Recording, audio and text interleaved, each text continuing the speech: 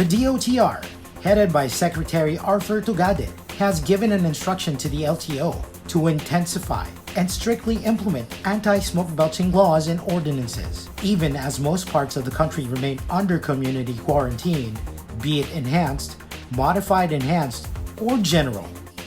The DOTr Secretary held an online meeting with its road sector heads and directed the LTO to ensure vehicles' compliance with the country's emission standards. The Transportation Department said that this directive is part of its thrust to ensure public health in the transportation sector as we continue to fight the COVID-19 pandemic. According to a recent study, air quality in the metropolis has improved significantly as everyone was ordered to stay home. With this, Secretary Tugade pointed out that good air quality should be part of the new normal.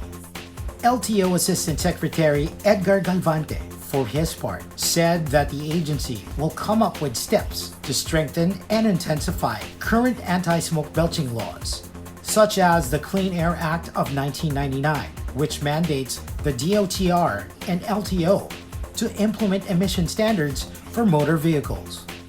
Furthermore, ASEC Galvante said that they will revisit the law and cite relevant provisions to intensify the implementation.